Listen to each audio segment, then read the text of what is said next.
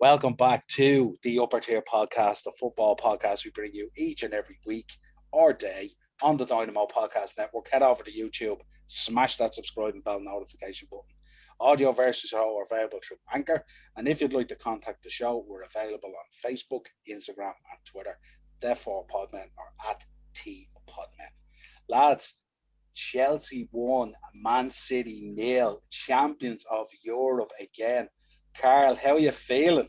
Oh man, over the moon, over the moon. What a match! And I mean, you know yourself, a lot of low scoring games don't have that much excitement in them. But geez, it was like a game of FIFA on the PlayStation. It Yeah, was it was brilliant. it was unbelievable. That first 25 minutes to half an hour, both Oh, teams end to end, back and forward, absolutely leaving every bit of energy on the pitch.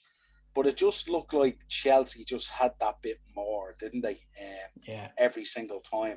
Man United, or Man City, I should say, just looked absolutely drained on their feet after that first half.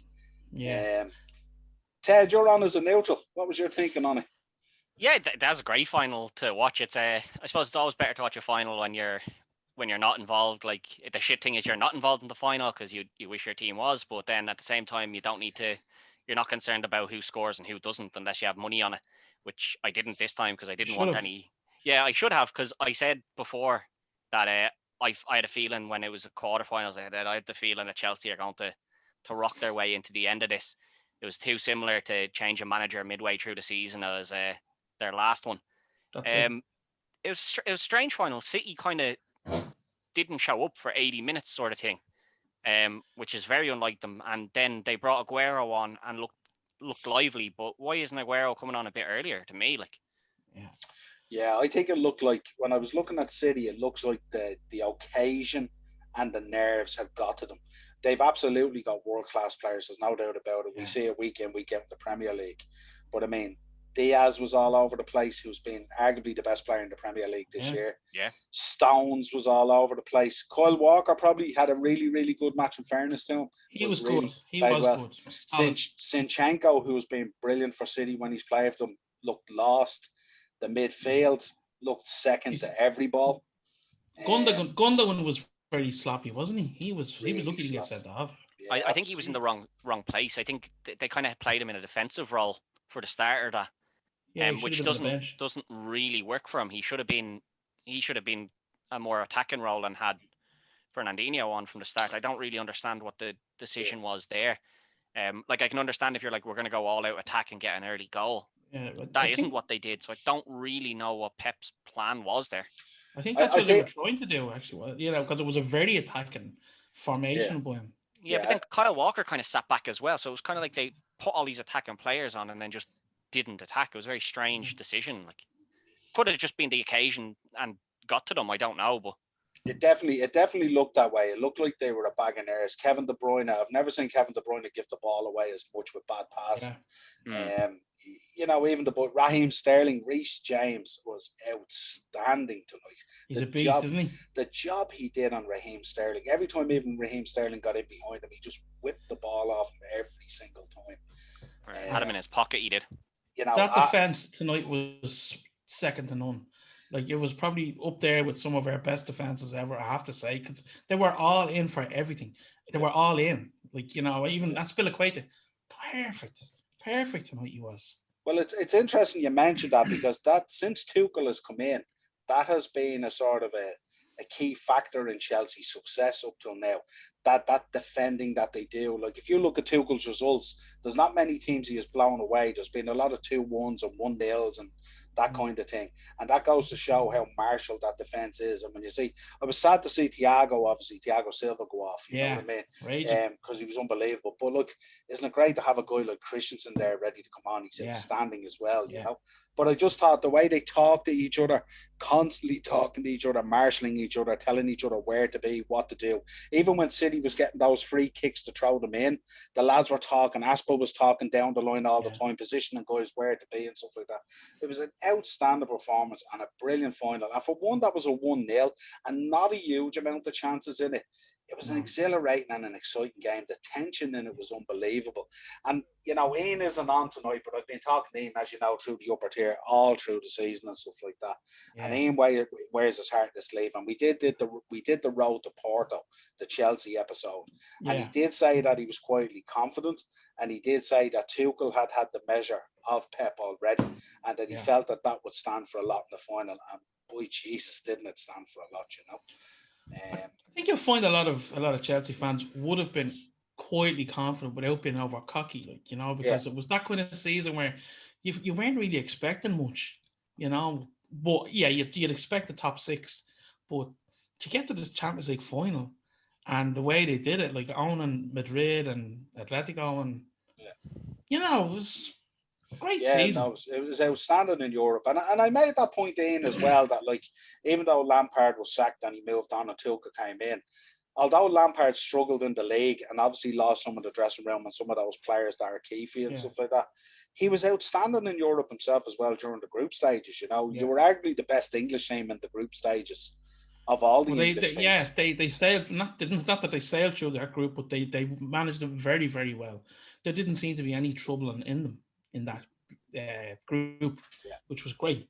So yeah, and I think even like, I mean, if you think of the run that Tuchel was on, like Chelsea were outstanding, and then all of a sudden they hit this kind of blip, and then the FA Cup, of course, was so disappointing as a performance. Forget about it being a spectacle or a cup, and then you look at it, and then you go on this, like, you know, this, you have to go out and beat Leicester. That game was like a melting pot, and you got over that game. And then the disappointment of the last day of the season, and then the relief of Spurs helping you through to get into the top 4. Of all teams. Because tonight could have been a very different night if you had finished 5th. There would have been a lot of pressure and a lot of tension there in those players and a lot of anxiety, which I think was riddled through the Man City players. And again, they have a lot of young players there as well, not dissimilar to yourselves, the likes of Foden there, Zinchenko. You know, even Ruben Diaz. It's hard to believe Ruben Diaz. I think he's either 22 or 23. An outstanding player. Very young. You know? But I just think, I think for me it was a case of, I did think it would come down to Tuchel versus Pep, and just Chelsea with the experience. I had mentioned on podcasts before, the experience of Chelsea, not necessarily the players on the pitch, but as a club, to have been there before and know what's expected of them in a Champions League final week and the build up to it and everything. I had said that Chelsea, I think, would handle the pressure better. But I mean, again, it's always nice. It's always nice if you see a new winner. But I mean, we're not going to complain. It was a brilliant final. Arguably, the 2 best teams this year were in the final, which I thought was fantastic as well. Go ahead, Ted. Yeah, I think there was a little less pressure on Chelsea. I think, as you said, had the season gone, had the league gone slightly differently on the last day of the season, had they come 5th and they weren't guaranteed the Champions League anymore. Had they come into this going, we need to win this to now be in the Champions League, then there is some pressure on them. I don't think there was any pressure on any of the Chelsea players here in comparison to City. City are the dominant team. We're expected to be the winners by the bookies and all that. So Chelsea were kind of like, you know, if we don't win, we made it to the final, you know, we give a good showing of ourselves, that would be good enough. And no one will, no one will come down hard on us. Whereas City not winning it, people are kind of a little bit shocked at the fact that City didn't win it. Obviously not if they've watched the game and how the game went, but if you told everyone at the start, City are going to lose that, people would have been like, no, I think they will win it because they've been the best team this season without a shadow of a doubt. And as you said, the players just kind of bottled it here. But I think City or Chelsea, just their players didn't have as much pressure on their shoulders because the pressure of failure wasn't as much for them because they'd got Champions League already secured. And had they lost, I don't think people would have made as big a deal about the fact that they lost as people will with City. I don't know. I wouldn't necessarily agree with that because the fact that Chelsea have never, or because the fact that Man City have never won it, the fact that they lost and they got so close, it's disappointing, but they haven't won it before. But I think with Chelsea as well, the disappointment of the FA Cup, the situation where they got into the top 4 because it kind of relied on Spurs. Now, I know it's a 38-game season, but it comes down to that last day, and Spurs kind of got them over the line because they were absolutely disastrous against Villa that day. And then if they went into this and they had a loss, and we know how trigger happy Roman is, Yeah. This guy, this guy has no problem firing lads in tunnels or wherever else. You know what I mean? Yeah. And then the pressure as well. You got to think the other point of view as well is if you're say a Jadon Sancho now or a Romelu Lukaku, and you're thinking, I'm thinking of going back to Chelsea, or an Eden Hazard even, and you're thinking, do you want to go back to Chelsea as the Champions League winners, or do you want to go back to Chelsea as scraping the top four, losing the FA Cup and losing the Champions League? Makes a massive difference. It's going to make a hell of a difference. You imagine tonight, Ted, if you're Jadon Sancho sitting at home watching that, do you want to sign for Man United now, or do you want to sign for Chelsea? I don't know if he's going to sign for any of them. I think he'd be staying where he is, but no, he's definitely gone. But I mean, but you know where I'm coming from. That's a huge difference. Yeah. When you put your hands on that trophy and you've seen it there tonight, that's a massive now. Every single top player now in Europe has sat up tonight and go, I might fancy Chelsea under Tuchel, but if he lost, different kettle of fish. I think as a club for Chelsea, the pressure was still there, but I just feel for the players there mightn't have been as much on the players' shoulders. This, like, if Chelsea hadn't won, there was always we had to change manager and these things happen, and the expectancy wasn't on them to win it because they hadn't been so good throughout the season. Whereas with City had been so good throughout this season, barring the little hiccup at the start of it where they weren't great. But since then they've been very, very strong, and I just think there was probably more pressure on City players than there was on. And it's the thing of, this could be our first one. I think being the first one to ever win a Champions League for a club is going to be a huge, a huge pressure. Like, if that if you can be that, you're a club legend, no matter what happens going forward from there. You're enshrined in history. Yeah. You're enshrined in history. Yeah, but I'd say within the Chelsea fan base, though, I'd say the Chelsea fan base were pressurised enough to know that they wanted to win and stuff like that. I mean, any Chelsea fans I spoke to in the last 2 weeks where they were quietly confident about going about their business, even though, the football in the build-up to it wasn't necessarily what you'd want to see. A final is a final. I mean more from like a media perspective. I think the media there was definitely more media pressure on City to win than there was on Chelsea to win. That's the worst kind of pressure you can have. And I mean, that's my point. All of our teams have been at that position at one point or another. But I just think the difference on tonight's performance, the difference between the two teams was the togetherness of Chelsea as a unit. Yeah, oh yeah, definitely. Like what Noel was alluding to earlier on about how they were talking down the line. Even Tuchel gaining up the crowd, and Pep used to do that. So I thought tonight I was watching Klopp 2.0. The way Klopp G's up the crowd. I was looking at Tuchel and I was going, that's brilliant. That's what you want to see. These German guys are all cut from the same cloth, really, when you think about it. Yeah. And that's what the fans want to see as well. When Tuchel came in, I was a bit skeptical, and Ian will tell you that because me and Ian we're always talking about our team, and he's like, no, he's good now. I love how he's taken the team almost under his wing and probably has said to them, you guys are good players. You can win stuff, The only thing I have to say a bit is and the one that's bothering me all the time is Werner. I mean, I know he has a great all-round game, but the finishing is, my son could have finished a couple of those. Yeah, he's a strange one. He gets into the position.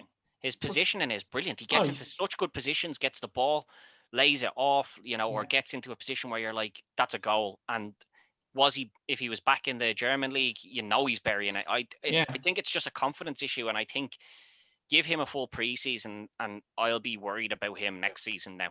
I like him. He's a genuine player. He's an honest player from what I can see. Yeah. The only thing that, they were saying that he was offside 41 times this season. Yeah.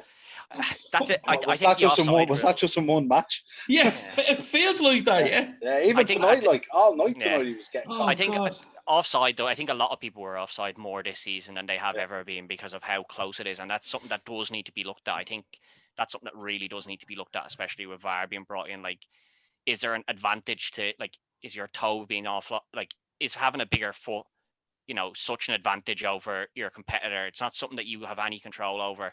If your foot is slightly bigger than his and it puts you offside, I think that's something that needs to be looked at. But Werner, he still seems to be adjusting to the Premier League. Yeah. But once he does, I think I think Gonna the be frustration. scary. I think the frustration with the Chelsea fans is he's not normally marginally offside.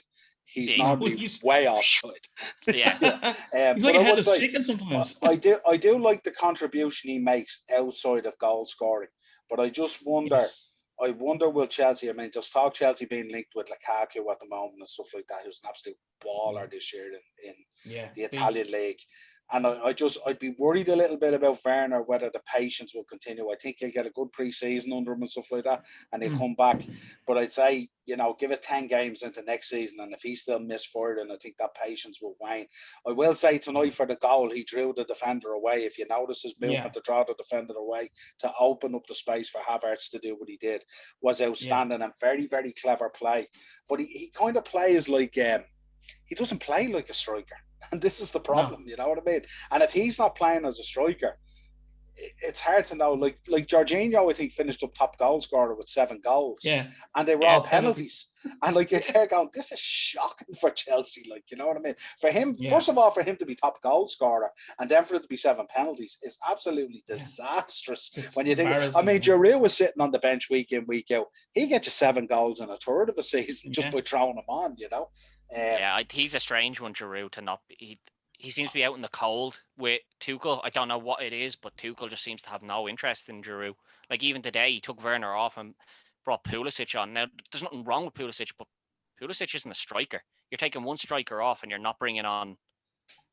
No, but he made an impact when he came on, though. He did make an impact, but it's just strange to me that you'll take off, like you're subbing your striker off, and instead of going to a striker like Giroud, who will make an impact, maybe not as immediate as Pulisic did, but he will make an impact on the game for you.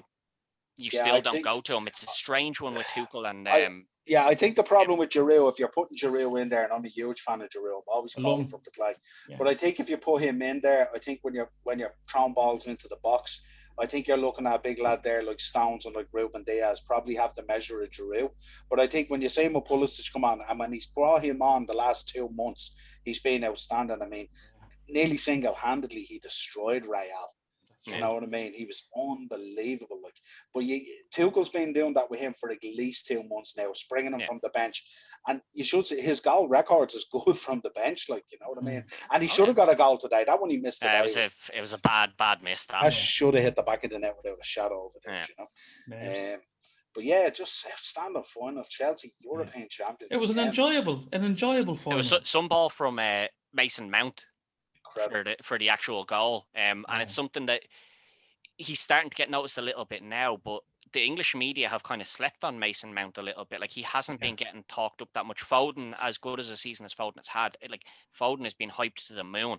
Like they're all talking about Phil Foden and how great he is, and Mason Mount is kind of an afterthought. It seems. I don't see why Mason Mount is this afterthought, because everything he's a quality player, and like that pass tonight is absolutely brilliant. And he gets himself into great positions, and it wasn't just that pass. There was a load of crossfield passes and stuff that he set up. I think he set up the crossfield pass for James to whip it in, and then Werner missed. But like his like vision for, that ball needs to go over there, and the accuracy he has to actually pull it off, and he just doesn't seem to get that much talk. Like it's a strange one. I don't know. He's been talked up the last 2 months or so. They've been talking him up a lot. Like, he's been outstanding for Chelsea. The last little while they have, but he seemed to get slept on a lot at the start of this season. I don't understand why, because he's been good all season. Well, so you have to remember as well, Chelsea, apart from Europe in the first half of the season, had quite a quiet season, and Phil Foden was on fire with Man City. You know what I mean? So I just think it's one of those things. I mean, they're both outstanding. Like, England couldn't be any more drenched with talent at the moment, but they'll still find a way to mess with the Euros. Without a shadow. Cannot shoot out or something. But, well, they'll play bloody Phil Foden in left back or something, like putting Paul Scholes on the left wing and stuff.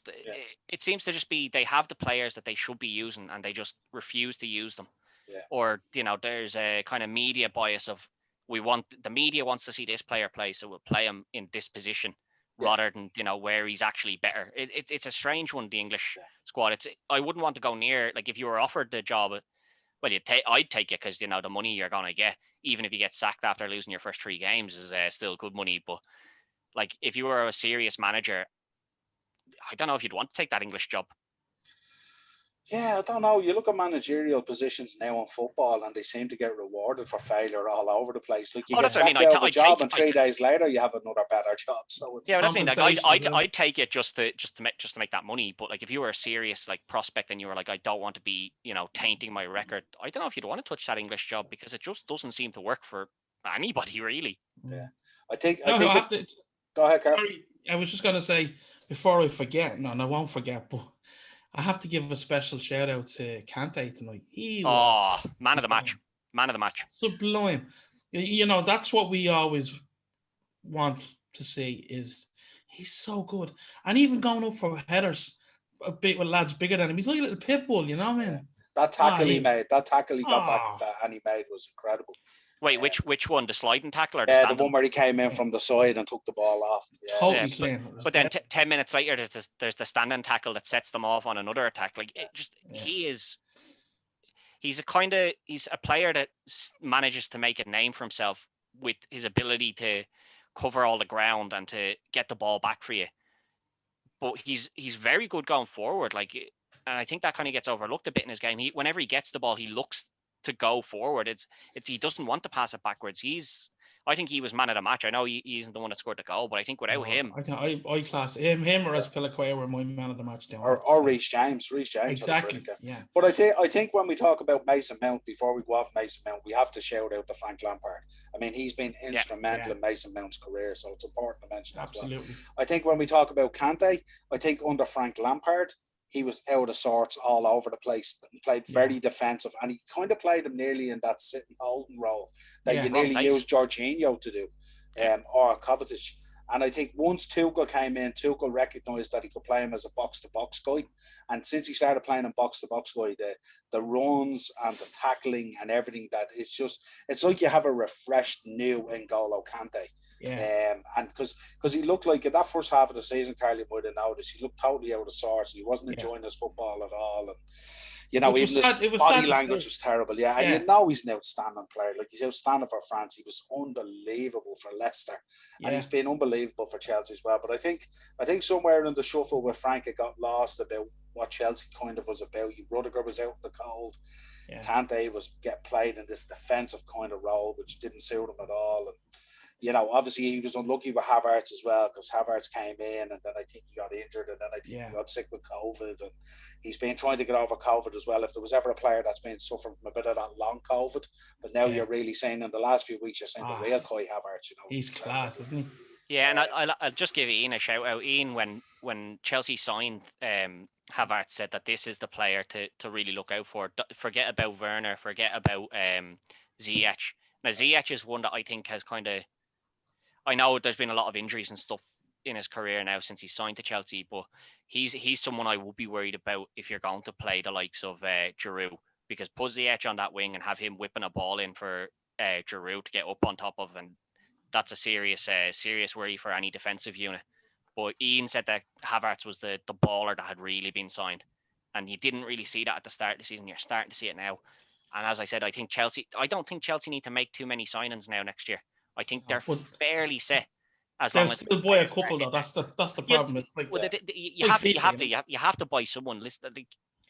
That's kind of what happened to Liverpool. Liverpool didn't really go out and make many signings after winning the league, and it's something that you do have to do. You can't just not make any signings. You have to make something somewhere. And I think Chelsea will make some signings, but I don't think there's nowhere that Chelsea are really lacking. I don't think. No. Yeah, I suppose if you're fighting on all fronts for those trophies, you need to have, like you can see it with City, you need to have 2 11s. Oh yeah, but the problem is at the moment, if you want to bring in the right players, like this season I've spoke about, the bench at Chelsea has been outstanding. The bench at City has been outstanding. Liverpool's bench has just been poor, threadbare, threadbare. And the problem is, you can understand that. I mean, I know we didn't make signings, but I mean, if you have Virgil van Dijk there and Joe Gomez and Joe Matip and whoever it is, it's very hard to go out and convince a centre-back to sign for you and sit on your bench, because let's be honest here, if Virgil van Dijk is fit, he plays nearly every game. He's definitely had there was unluckiness there now as well. Like, I'm not taking that away from Liverpool. Like, I know it is difficult to go out and make a signing for a centre-back and things like that. But I just think that is where Liverpool kind of made the mistake. They got very, I don't know if it was just a club or what it was, but it seemed to be this sort of confidence in, we did so well last year, we don't really need to make any signings. I don't think it was that. I think they did go out and try to make signings, but the problem is you're trying to buy in the right signing onto the bench. Like, no disrespect, but like if you're going out to buy another front man and you have Salah, Mane, and Firmino there, you don't want to buy another Origi. You want to buy a player that's of a quality, where, like, you see City tonight, they have Aguero on the bench, they've Jesus on the bench. You look at Chelsea, Pulisic is there. Like, they're bringing on, it's like for like, quality for quality, if you like. And the problem is to convince someone to do that. Like, you can imagine, like, we tried to sign Timo Werner and then we went out with the deal and he signed for Chelsea. But we're trying to sign Timo Werner and saying, yeah, we're going to bring you in, but you're probably going to be a fill-in guy for the likes of Salah, Mane, and Firmino. He's going to turn around and go, Chelsea want me to play and I'm going to play most games. I'm going to go to Chelsea. I'm not going to sit on Liverpool's bench all season. So that's the difficulty in what you're doing. And other than that, then you're going out and you're signing, like a Danny Ings or an Origi or an equivalent of that. And that's no good because that's Jota was a good signing, and again, an unfortunate injury again kept him out of your season for a long time. But I do get your point. But I think that is just City and Chelsea seem to be where they need to be in terms of competing on all fronts because they have the bench and they have the starting 11. United are getting there. There is some things that really need to be looked at for United, but I think it's going to be an interesting season next season now, and Chelsea are going to be a worry for anybody, I think. Yeah, well, the fear with Chelsea now is that they're going to have a proper pre-season and they're also going to have Tuchel for a full year, full season, and that's going to be, they'll be definitely challenging City. There's no doubt about it. And City, as good as they've been in the league and stuff like that, some of it is how good they've been. And some of it is how bad we've all been. Yeah. In reality, you know what I mean? But I think Chelsea definitely will be a rival next year. There's no doubt about it to the league. And that's what they need to be looking at. And they will, without a shadow of a doubt, sign players. And winning that tonight now just makes it that so much easier. Do you want to come to the home of the European champions? You know what I mean? They're without a doubt in London, near Lone, Europe. They're the dominant force in London. They're in a great location. It's a great place to bring up your family. It's a great place to live. It's a super club. Truckloads of money, truckloads of success, a very, very good coach, a very, very good team all around that club in terms of director of football and all that kind of stuff. It's a great place to go to, there's no doubt about it. And if you're weighing that up against the likes of a Liverpool or a Manchester or something like that, it's a hard convincing job if you're going into that market for a Jadon Sancho and you're going, this is what we have to offer. And then Chelsea come along and go, well, we're the European champions. Do you want to come to us? Yeah, it is. It's a massive card to play, you know what I mean? And I just think that's where I talk. As you said, Ted, it wasn't necessarily the pressure on the players, but certainly there would be a level of pressure there on the club, in order to put themselves out in that advertising window to attract in even more players and better players, which is going to be really scary if Chelsea. Imagine Chelsea next year if they sign a Jadon Sancho and a Lukaku.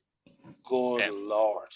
You know what I mean? I have to say, I mean, for me, I liked Lukaku, but the fact that he's a proven goal scorer in the Premier League is something I'd look at in regards compared to other strikers, whatever, because like we're saying, Werner hasn't really settled in a goal scoring capacity. Yeah. Whereas Lukaku can bang the goals in, and he's big and he's strong. So I think he'd be the more realistic one that I think they'll buy. Yeah, absolutely. But not only that, you got to remember, imagine how better Timo Werner will get if he's training day in, day out with Romelu Lukaku. Yeah. He'll pick up on little things that Lukaku does that will make him so much better. That's why, for Ted, re-signing Cavani was absolutely vital for the likes of Greenwood and Rashford's development. Absolutely. It's unbelievable how big that signing was. It's up there with Zlatan when Zlatan signed for us without a shadow of a doubt, except Zlatan was more about Zlatan United than Man United. Yeah. But I mean, I just think for Greenwood to be able to train with Edson Cavani every day and learn from a guy like that who just knows where the ball's going to be every time is vital. Carl, we have to talk about the fans. I was looking at the final tonight, and all I heard all night was Chelsea fans singing. Yeah. I didn't hear an awful lot coming from City. It's unusual. It's unusual. Was Wayne there, was he? Because if not, that was the only one. I have to say now, there's if a lot of the time if Chelsea aren't kind of doing well, our fans shut up. But they were great tonight, I have to say. Or was it just that the City fans were just not there like their team? I don't know. The team didn't give them much to cheer about No, but until the last couple of minutes. When Aguero came on, they had a bit to cheer about. He made a few good runs, and that, like, when he tried to lob a pass over after Reece James made a little mistake and let him go. I thought that was it. Like, I think that was the 95th minute or something. I thought that if that went over Mendy, we'd have been going into injury time, I think, for that, or extra time, because he made an impact when he came on. He should have been on earlier. Yeah, that's the difference. The total difference that having fans there makes is unreal. Oh yeah. Yeah, and it was just that Mahrez chance. That was really their chance, wasn't it? That just sailed over the bar. Like, it was just, and he knew it himself. You could see when the camera went to Mahrez, he's standing there going, "That was it." Like, blown it, and that was it. But yeah, the fans, it's just great to hear fans back, isn't it? It's like, brilliant. It's just to hear them singing and a full voice and celebrating, and the team going over to them at the end after getting the trophy and all. Like, people with their hands in their head and all, this kind of stuff. And that's a moment in time and a memory that you never forget. You won't forget where you were or what you were doing the night Chelsea beat Man City in the Champions League final. Just an outstanding final, and even when the fans went quiet, Tuchel was perplexed at them. He just would not let them stop on and on again. Yeah. Because when you look at Chelsea as well, Chelsea looked pretty dead on their feet as well. Jorginho was absolutely wasted. He was wrecked. You know what I mean? And it was only him geeing up the fans to keep them going. That energy, and he gets that from his days. Remember, this a lad who was at Dortmund, so he knows, not dissimilar to Klopp.